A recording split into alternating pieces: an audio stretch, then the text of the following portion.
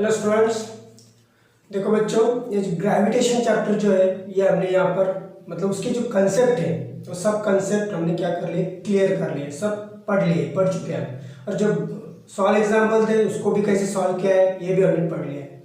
तो बच्चों आप बात करते हैं क्वेश्चन नंबर 5 की, जो 15 पेज नंबर 15 पे दिया गया है। तो न्यूमेरिकल्स बच्चों, न्यूमेरिकल्स कैसे सॉल्व करते हैं ये यहाँ पे आज हम देखेंगे। चलो पहला न्यूमेरिकल्स देखते क्या है। An object takes 5 seconds to reach the ground from a height 5 meter on a planet. What is the value of g on that planet or on the planet? तो बच्चों सबसे पहले हमें गिवन डाटा क्या दिया है वो हमें लिखना पड़ता है। तो मैंने इसको अंडरलाइन भी किया है। चलो गिवन हमारे पास है, देखो टाइम है 5 सेकेंड, देन जो हाइट है वही डिस्प्लेसमेंट रहता है बच्चों, ये याद रखना, जो कि 5 मीटर, दोनों में 5 5 है। एंड जी की वैल्यू हमको यहाँ पे फाइंड करनी है, जी की वैल्यू फाइंड करनी है। तो बच्चों अब ये जो गिवन डाटा है इसके हिसाब से हमें कौन सा फॉर्मूला यूज करना है और ये जो एग्जाम्पल दिया है इसको समझना कैसा है। तो बच्चों इसको समझने के लिए मैंने आपको बोला था कि इमेज आपके दिमाग में फॉर्म कर लो, जो कि मैं आपको ड्रॉ करके दिखाता हूँ। चलो समझो ये ग्राउंड है, ये ऑब्जेक्ट है, उसकी हाइट है 5, h is equal to that is s is equal to 5 metre. और बच्चों इसको टाइम लग रहा है नीचे आने में, समझो 5 सेकेंड बराबर, और हमें यहाँ पे g फाइंड करना है बराबर। तो बच्चों ये ऑब्जेक्ट 5 मीटर हाइट पे यहाँ से आ रहा है, मतलब इसकी इनिशियल वेलोसिटी कितनी रहेगी, 0 मीटर पर सेकेंड। इनिशियल वेलोसिटी 0 है और हाइट 5 मीटर है, टाइम है और जी है। तो ऐसे में हमको ये जी फाइंड करने के लिए कौन सा फार्मूला यूज करना होगा। तो बच्चों मैंने आपको बोला है कि कोई कभी भी initial velocity, height, time, final velocity इसका जिक्र होता है तो क्या करना है कि न्यूटन्स के जो 3 इक्वेशन ऑफ मोशन है वो यूज करने पड़ते हैं। तो पहला इक्वेशन अगर आप बात करेंगे तो बच्चों उसमें v दिया है, तो इनिशियल वेलोसिटी हमारे पास रहती है। सेकंड इक्वेशन, थर्ड इक्वेशन में v है, तो थर्ड इक्वेशन भी हम यहाँ पे यूज नहीं कर सकते। तो बचा कौन सा है, सेकंड इक्वेशन। सेकंड इक्वेशन क्या है, that is s is equal to u into t plus half g t square. एक ही जगह मैंने g लिखा है क्योंकि वो ग्रेविटेशनल एक्सेलरेशन है यहाँ पे। ठीक है बच्चों, तो ये फार्मूला हमें यहाँ पे यूज करना होगा। यहाँ पे लिख देंगे हम according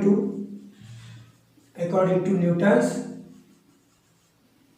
third equation of motion. तो बच्चों इसमें अभी वैल्यू पुट करते हैं। तो यस की वैल्यू है 5 सेकेंड, दैट इज यू तो हमारे पास है 0, टाइम है तो हमें 5 second, okay, plus half into G की वैल्यू हमें फाइंड करनी है, टाइम है 5 सेकेंड का, यहाँ पे जी स्क्वायर मतलब टी स्क्वायर मतलब 5 का स्क्वायर। 5 सेकेंड दैट इज ये हो जाएगा 0 प्लस ये 25 अपॉन 2g बराबर है। अब समझो ये आएगा 5 is equal to 25 upon 2 into G बराबर। अब g फाइंड करना है तो g इज इक्वल टू ये जो 5 है 5, और ये जब इधर जाएगा तो रेसिप्रोकल हो जाएगा 2/25, 5 1 जा 5 आ जाए 25। तो g इज इक्वल टू आ जाएगा 2/5, that is g is equal to, इसको अगर सॉल्व करेंगे तो आएगा 0.4 मीटर पर सेकेंड स्क्वायर। आंसर में पूरा लिखना है कि वो जो प्लैनेट की g की वैल्यू रहेगी 0.4 मीटर पर सेकेंड। तो बहुत सिंपल है बच्चों, सिर्फ ये इमेज ऐसा मन में फॉर्म करना है कि दिमाग में, और उसके हिसाब से कौन सा जो डाटा दिया है तो डाटा के हिसाब से हमें फार्मूला यूज करना पड़ता है। हर जगह ये फार्मूला आएगा ऐसा नहीं, डाटा भी डिपेंड करता है क्या पूछा गया है, क्वेश्चन किस पे आधारित है, वो उसके हिसाब से हमें वो फार्मूला यूज करना पड़ता है। ठीक है बच्चों, ये हो गया आपका पहला न्यूमेरिकल्स। अब देखते हैं सेकेंड। तो अभी सेकेंड क्वेश्चन सॉल्व करते हैं। तो क्वेश्चन पढ़ते हैं बच्चों, radius of planet A is half the radius of planet B. मतलब यहाँ पे 2 प्लैनेट है, चलो मैंने जो बोला है कि क्या इमेज पहले कर लो, एक डायग्राम बना लो ताकि आपको आसानी से समझे। ए की रेडियस कम है और बी की रेडियस उससे दुगनी है, मतलब ए की हाफ हो जाएगी और बी की जो है उससे ए की हाफ। ओके, ये प्लैनेट ए, ये प्लैनेट बी। जब रेडियस की बात कर रहे हैं तो बच्चों देखो रेडियस जो लिखा है वही लिखेंगे यहाँ पे।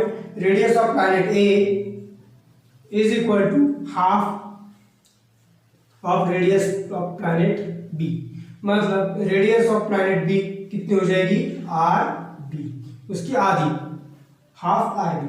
तो इन दोनों का अगर रेशो करेंगे बच्चों R A upon R B का, तो वो हो जाएगा हाफ। रेशो करना, क्योंकि ये वैल्यू हमें आगे पुटअप करनी है तो रेशो पहले ही फाइंड कर लेना। ओके, चलो ये तो रेशो मिल गया हमें। अब बात करते second, the mass of A is M A.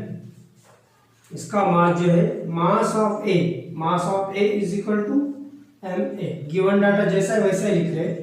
तो what is the mass of B, मतलब यहाँ पे हमको मास ऑफ बी फाइंड करना है। ओके, देन अब थर्ड थिंग दी है, और इसी कारण क्या हुआ है कि so that value of G on B is equal to half that of its value on A, मतलब ये भी हाफ हो जाएगी जी ए के वैल्यू से, बराबर। जी बी की वैल्यू हाफ हो गई जी ए, बराबर। अब जे के फिर यहाँ पे ग्रेविटेशनल एक्सेलरेशन कितना होगा ए पे, तो वो रहेगा जी ए, क्योंकि ये हमने इधर हाफ किया है। इनका भी रेशो लेते हैं बच्चों, इनका अगर रेशो लेंगे तो चलो थोड़ा सा ऊपर लिखते हैं। एम बी फाइंड करना है और G B is equal to half G A. इनका रेशो लेंगे तो जी बी अपॉन जी ए, ये हो जाएगा 1/2।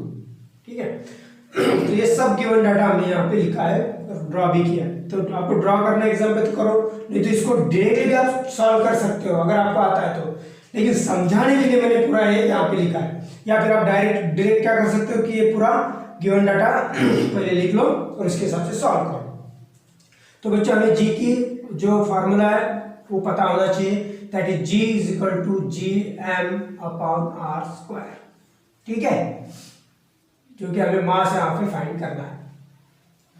तो ऐसा क्वेश्चन जब आता है बच्चों कंपैरिजन का, तो दोनों जो हमें ऑब्जेक्ट दिए गए हैं, तो दोनों ऑब्जेक्ट का हमें प्रॉपरली उसका जो फॉर्मूला है वो यहाँ पे लिखना पड़ता है। ऐसे क्वेश्चन देखो जो रेजिस्टेंस के भी आते हैं, रेजिस्टेंस के न्यूमेरिकल्स भी आते हैं। तो समझे एक वायर है स्ट्रेचिंग कंडीशन में, तो नया रेजिस्टेंस फाइंड करना पड़ता है, वहां पे भी यही करना है, कंपेयर करना है। ठीक है, चलो तो दोनों के फार्मूला लिख लेते हैं। तो ए का फार्मूला मतलब G gravitational acceleration on A is equal to G upon M A और रेडियस आर ए का स्क्वायर। ओके, समझ में आया। Second thing, g B is equal to G M B mass of B upon radius of B का square. दोनों के भी फार्मूले हमने यहाँ पे भी लिख लिए हैं। ठीक है बच्चों, चलो इसको अभी आगे सॉल्व करते हैं। तो सॉल्व करना मैंने बोला कंपेयर करना है, इनको क्या करना है, कंपेयर करना है, तो इनका रेशो लेना है। तो सबसे पहले हमें क्या करना है कि मास ऑफ बी फाइंड करना है, इसलिए कौन सा ऊपर लिखे और कौन सा नीचे लिखे ये प्रॉब्लम हो जाता है। तो जो फाइंड करना है, इसमें से जो भी चीज फाइंड करना है उसका फार्मूला पहले लेना पड़ता है, जो कि जी बी का फार्मूला पहले फाइंड करना है उसको, इसलिए उसको अबव रखेंगे और जो रेशियो जब लेंगे तो ठीक है। तो g B upon ji A is equal to, देखो बच्चों ये जो ग्रेविटेशनल कांस्टेंट है दोनों में भी सेम है, तो ये एक दूसरे को क्या कर लेगा, कैंसिल कर लेगा। ठीक है, अब बचता है M A upon R A का स्क्वायर अपॉन, सॉरी ये बी का है फार्मूला यहाँ पे बी। ठीक है, और G A is equal to M B, sorry यार क्या ये M A upon R A का स्क्वायर। ठीक है, इसको और आगे सॉल्व करेंगे तो हमें मिलेगा g B is equal to, sorry g B upon ji A is equal to M B upon R B का स्क्वायर इनटू ये ऊपर जाने के बाद रेसिप्रोकल होता है तो आर ए का स्क्वायर अपॉन एम ए, ठीक है, छोटा निकालो, ठीक है। अब रेडियस और मास एक साथ करते हैं, G B upon ji A is equal to M B mass of B upon mass of A into radius of A का स्क्वायर रेडियस ऑफ बी का स्क्वायर, ठीक है। दोनों ये इधर ले लिया, ये इधर ले लिया। अब इनमें वैल्यू पुटअप करते हैं। अब ये पूरा सिंप्लीफाई हो गया है तो इसमें अभी वैल्यूज पुटअप करते हैं। तो बच्चों ये देखो जी बी अपॉन जी ए, इसका वैल्यू है हाफ, ये हाफ यहाँ पे पुटअप कर देंगे। एम बी हमें फाइंड करना है मास ऑफ बी, और मास ऑफ ए दिया गया है mass of M A into R A upon R B.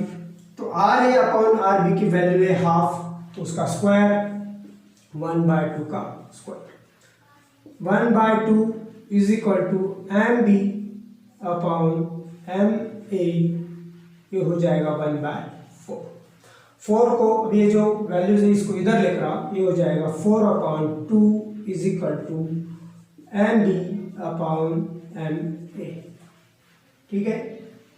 2 1 2 2 2 4, तो ये हो जाएगा half, sorry 2/1 is equal to M B upon M A. तो बच्चों हमें एम बी का मास फाइंड करना है, तो M B is equal to M B is equal to, ये इधर जाएगा, ये हो जाएगा 2ma, मतलब जो बी का मास है ये ए से ट्वाइस हो जाएगा, ठीक है बच्चों। ये यहाँ पे प्रूव कर दिखाया है हमने। तो mass of B is equal to twice of M A, ठीक है बच्चों। तो इस तरह से पूरे डिटेल में मैंने आपको यहाँ पे step by step each and every step मैंने आपको यहाँ पे बताई और पूरा यहाँ पे हमने ये सॉल्व किया है, ठीक है। इसमें कई तरह के शॉर्टकट है, बहुत सारे स्टेप्स आप स्किप कर सकते हो, ठीक है, डायरेक्टली इसको लिख सकते हो।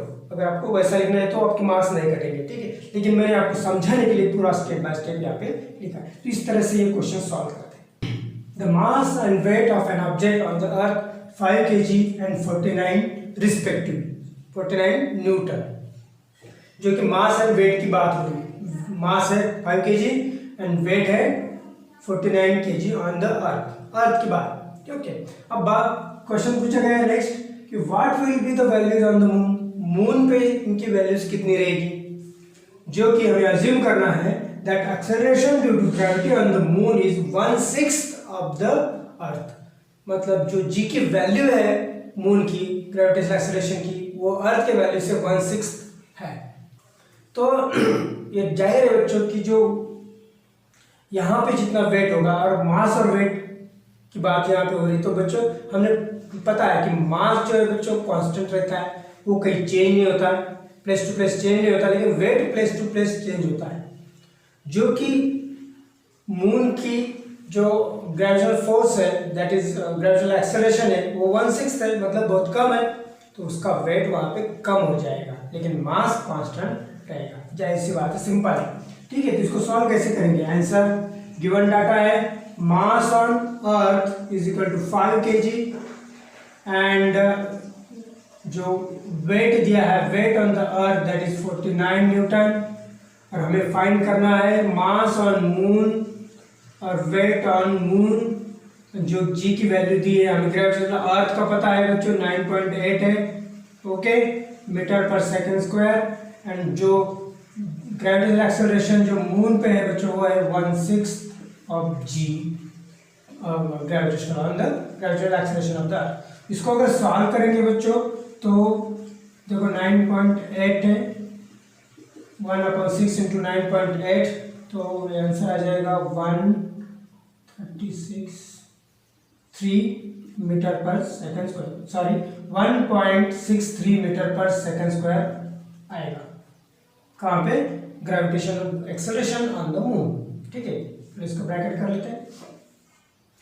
तो आंसर जो मैंने बताया कि मास क्या है बच्चों, कांस्टेंट है, mass is constant, constant everywhere, everywhere.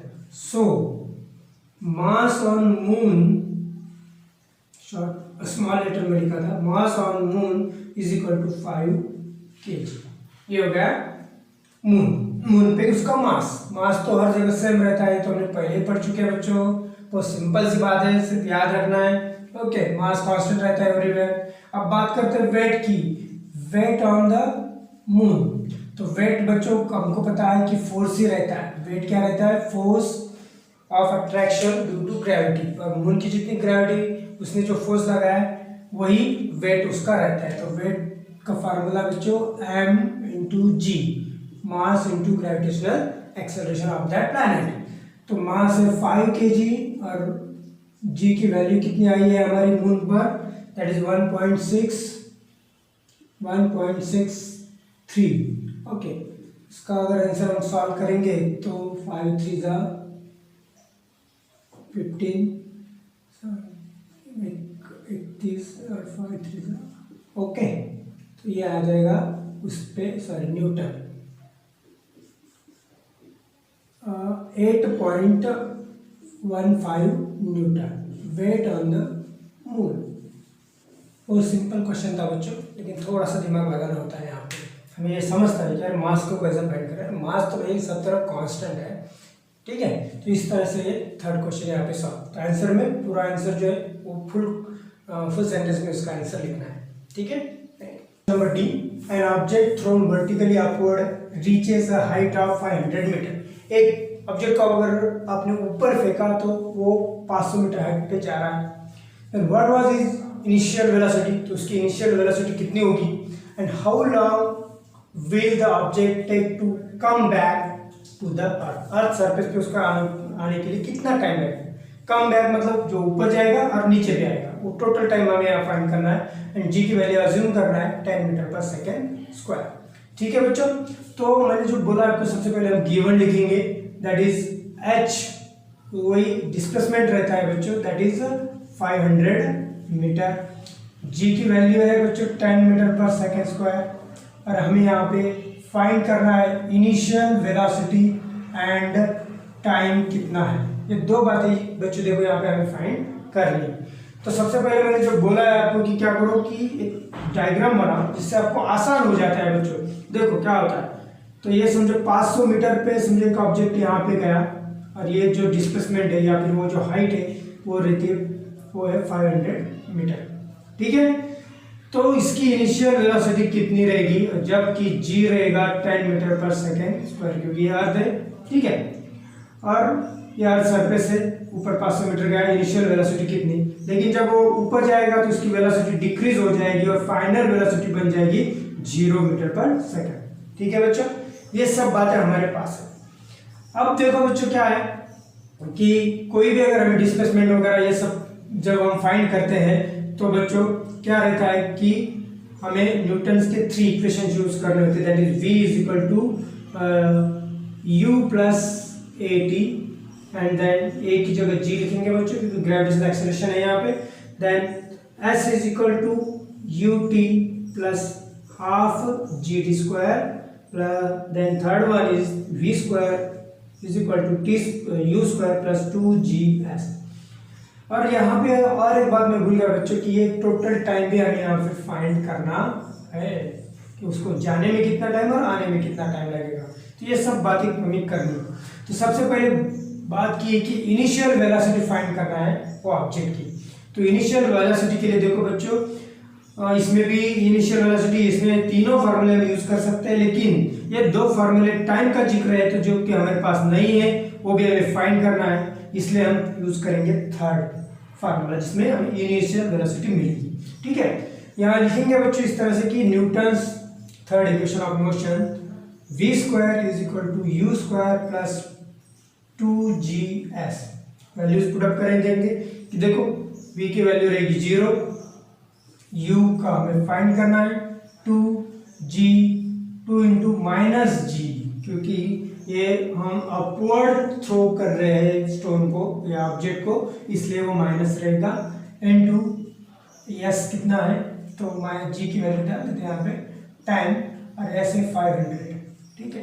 तो ये बन जाएगा 0, you square plus -20 into 500 that is 0 you square minus हो जाएगा ये माइनस माइनस 20 ये हो जाएगा 2 10 0 0 0 तो ये u स्क्वायर ये इधर आ जाएगा तो ये हो जाएगा 10,000 और u स्क्वायर इसका अंदर स्क्वायर रूट निकालेंगे तो ये हो जाएगा 100 मीटर पर सेकेंड। इस तरह से हमें इनिशियल वेलोसिटी मिलती है। ठीक है बच्चों, आपको समझ में आया? बहुत आसान तरीके से मैंने आपको समझाया। अब बात करते हैं बच्चों उसके टाइम की। ठीक है, एक तो वो अपवर्ड गोइंग टाइम निकालो या फिर डाउनवर्ड आने का टाइम निकालो। ठीक है, for time for upward going okay या टाइम फॉर डाउनवर्ड ओके। तो इनमें से हमें क्या करना है, कौन सा फार्मूला यूज कर सकते हैं? तो बच्चों टाइम तो इसमें भी है और टाइम इसमें भी है।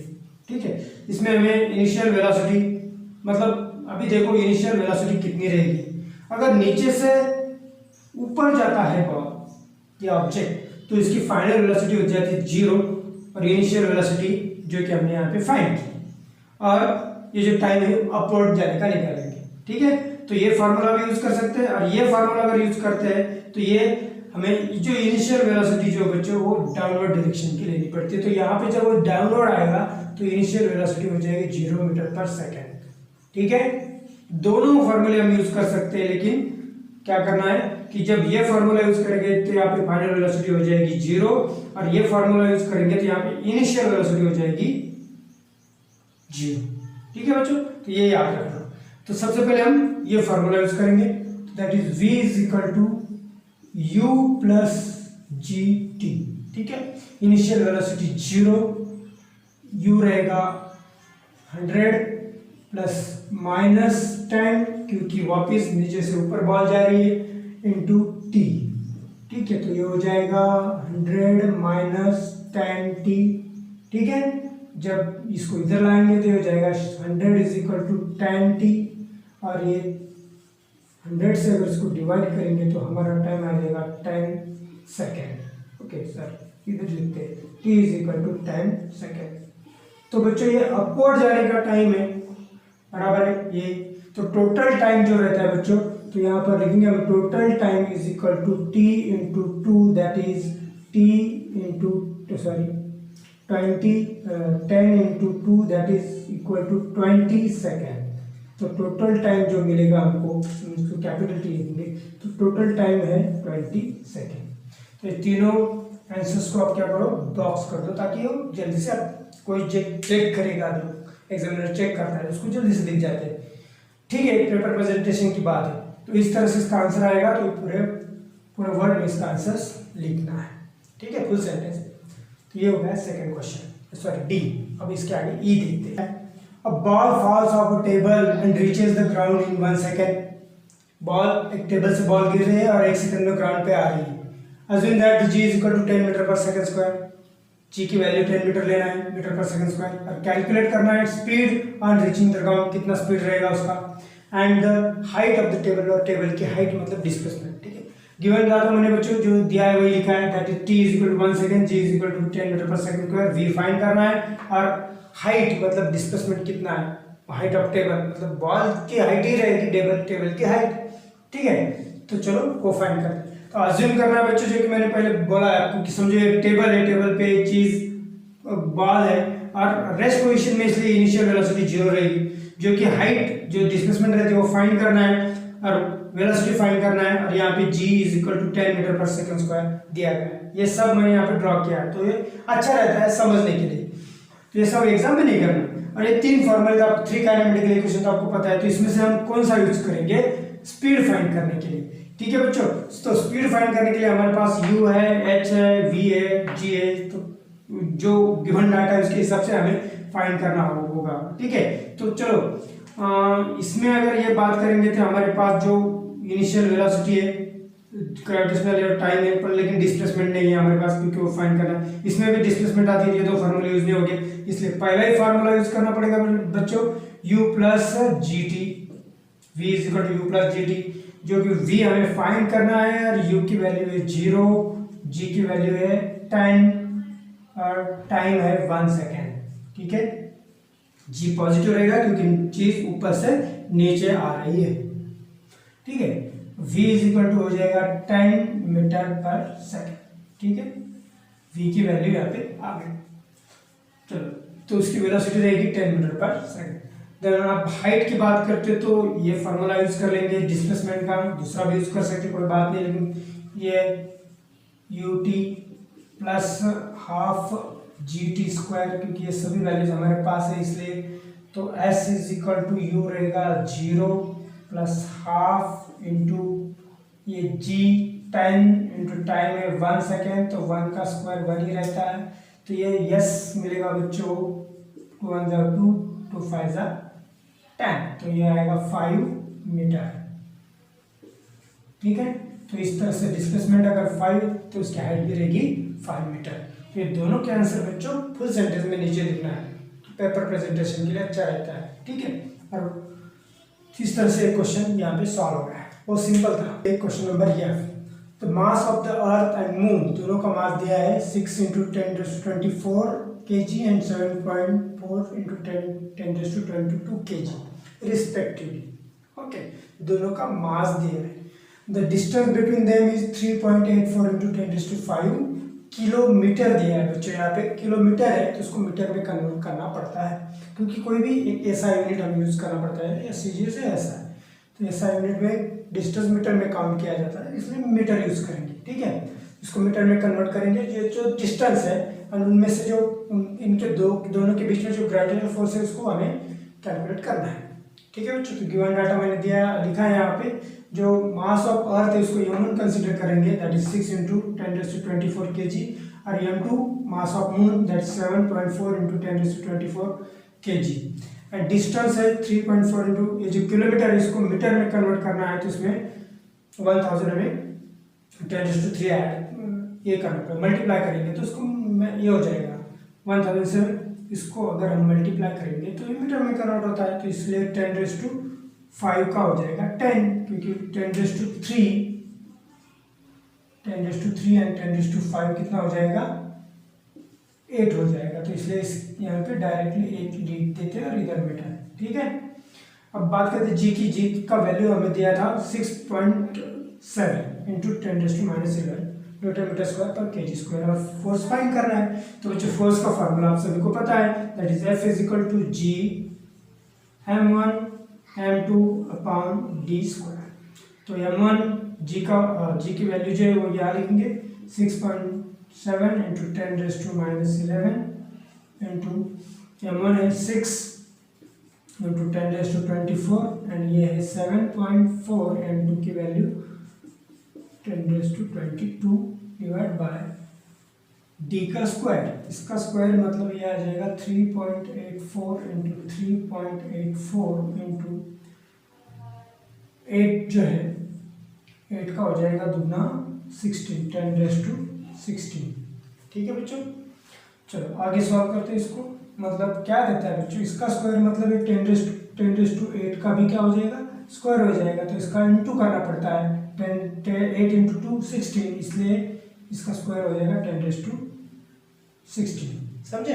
चलो अब अगर ये समझो ये जो वैल्यूज है इसको अगर हम इसको मल्टीप्लाई करेंगे तो बच्चों हमारा आंसर आएगा 297.48 इंटू 10⁻11 ये -11 24 और 80, इन दोनों का हो जाएगा 46 -11 35, ओके। देन नीचे इन दोनों का अगर मल्टीप्लिकेशन करेंगे तो ये हो जाएगा बच्चों 14.7456 इंटू 10⁻16, जो कि ये 1 2 3 के बाद पॉइंट है, तो इसका भी पॉइंट हम आगे बढ़ा लेंगे, तो ये हो जाएगा 147.456 इंटू 10⁻2 ये 16 का हो जाएगा 15। अब बच्चों इतना बड़ा जो डिवीजन है ये कैसे करना, तो बच्चों यहाँ पे अप्रॉक्सीमेट वैल्यूज लेने पड़ते हैं। जैसे कि ये 14 जो है फर्स्ट 2 डिजिट, इसका नियर अबाउट कैसा है डबल है, तो ये कंसिडर करना है अप्रॉक्सीमेट कितना आएगा, दैट इज इक्वल टू 2, बराबर है। और ये अगर ऊपर जाएगा तो ये हो जाएगा 10⁻35 और ये माइनस हो जाएगा 10⁻15, बराबर। नीचे से ऊपर गया तो माइनस होता है। तो इसका आंसर आएगा बच्चों 2 इंटू 10⁻20 न्यूटन। तो अर्थ एंड मून के बीच में जो फोर्स रहेगा दैट इज 2 इंटू 10⁻20 न्यूटन। इतना ज़्यादा फोर्स दो ऑब्जेक्ट में है, अर्थ एंड मून में। ठीक है बच्चों, तो इसको इस तरह से फाइंड करते हैं। The mass of the earth 6 into 10⁻24 kg। अब तक तो याद हो गया होगा। The distance between earth and sun, देखो अर्थ एंड सन की बात हो रही है, तो उसमें उसके बीच में जो डिस्टेंस है that is 1.5 into 10⁻11 metre. Metre में दिया, कोई बात नहीं, चलो। If the gravitational force between two is 3.5 into 10⁻22 newton. अभी देखो यहाँ पे ग्रेविटेशनल फोर्स दिया है एंड हमें यहाँ पे सन का मास ढूंढना है, और जी की वैल्यू है 6.7 इंटू 10⁻11 न्यूटन मीटर स्क्वायर पर केजी स्क्वायर। तो ये सभी जो गिवन डाटा है, हमने जो अर्थ का मास इसको m1 कंसिडर किया है, that is m1 is equal to 6 into 10⁻24। Distance बच्चों जो दिया है वही लिखा है, फोर्स ये लिखा है, जी की वैल्यू लिखिए, और m2 मतलब मास ऑफ सन हमें यहाँ पे फाइंड करना है। तो बच्चों फार्मूला आप सभी को पता है, लर्न भी किया होगा आपने, that is F is equal to g m1 m2 upon d square, या फिर r स्क्वायर लिख सकते हो, d स्क्वायर। तो डिस्टेंस बोला है इसलिए d लिखा हमने, ठीक है। अब इसको सॉल्व करते हैं, हमें m2 की वैल्यू ढूंढना है बच्चों। तो m2 is equal to f d square, f d square, ये g m1 नीचे आ जाएगा g m1, ठीक है। अब बच्चों वैल्यूज पुटअप करते हैं। f की वैल्यू है 3.5 इंटू 10⁻22, ठीक है। d की वैल्यू इंटू 1.5 इंटू 10⁻11 का square, okay, divide by g 6.7 into 10⁻11 into mass जो है बच्चों 6 इंटू 10⁻24 kg, ठीक है। अब इसको सॉल्व करेंगे तो देखो बच्चों ये हो जाएगा 3.5 इंटू ये 2.15 का स्क्वायर सीधा सा 2.25, क्योंकि 15 का स्क्वायर 225 होता है, तो जो पॉइंट बीच में आ जाएगा, ठीक है, इंटू 10⁻11 22 हो जाएगा, और ये 22 ये हो जाएगा 24, देन 6.7 इंटू 6 इंटू 10⁻11 एंड 24 हो जाएगा 13, ठीक है। चलो आगे भी सॉल्व करते हैं। अभी देखो 6 से तो डिवाइड नहीं होगा, 3 से देखते हैं, 3 2 6, 3 7 21 एंड जो कि ये इससे डिवाइड हो रहा है तो 0.75, ठीक है बच्चों।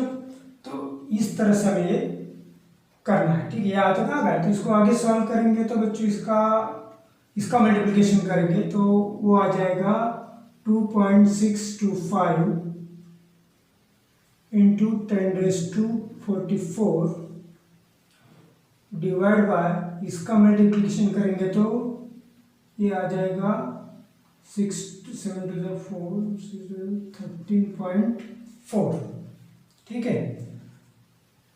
2 7 14 13, ओके।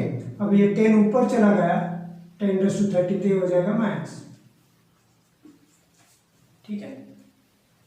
अब बच्चों इसको आगे सॉल्व करेंगे तो बच्चों देखो 13 जो है 13 के नियर अबाउट डबल ये है, अगर ये पॉइंट अगर हमने सामने कर दिया। चलो इसको सामने थोड़ा सा एक पॉइंट आगे कर देते हैं, 26.25 मतलब ये 10⁻2 हो जाएगा, एक डिक्रीज हो जाएगा एक, ठीक है, इंटू 13 जो है बच्चों, तो इसको माइनस ही कर लेते हैं डायरेक्ट, तो देखो ये हो जाएगा 30, ठीक है, क्योंकि ये पॉइंट हमने आगे इंक्रीज किया है तो ये हो जाएगा 33, समझो ये समझो 16.25 लिया तो ये हो जाएगा 33, ओके। 26 ये था 43 हो जाएगा, 43 माइनस 13 हो जाएगा 30, ठीक है, डिवाइड बाय 13.4। तो बच्चों नियर अबाउट देखो ये डबल ही है, ठीक है, तो डबल है तो उसको डबल ही लिखते हैं, ठीक है, 10⁻30 kg मास पूछा है सन का M2, तो ये आ गया दुगना, नियर अबाउट डबल है, ठीक है। तो बच्चों 2 × 10⁻30 kg ये हमारा आंसर है। आपके बुक में जो आंसर दिया है बच्चों, वो दिया 1.96 × 10⁻30 kg। अभी ज़्यादा डिफरेंस नहीं है, 0.04 का ही डिफरेंस है, तो इतना कंसिडरेबल है। तो ये भी करेक्ट है और ये ऐसा भी लिखते हो तो ये भी करेक्ट है, ठीक है बच्चों। तो ये ट्रिक है, समझो किस तरह से इसको सॉल्व करना है, क्योंकि इतने बड़े बड़े जो ये रहते हैं तो इसको अप्रोक्सीमेटली कंसिडर किया जाता है जनरली, ठीक है। तो जब हम सॉल्व करते हैं अपने लेवल पे ठीक है, लेकिन जब जैसे जैसे हायर क्लास में जाओगे तब आपका अप्रोक्सीमेट मत नहीं चलेगा, तब तो आप प्रॉपर आंसर ही फाइंड करना है। लेकिन 10th के लिए ठीक है, कोई बात नहीं, और 2 × 10⁻30 भी लिख देते हो, इट्स ओके, ठीक है बच्चों।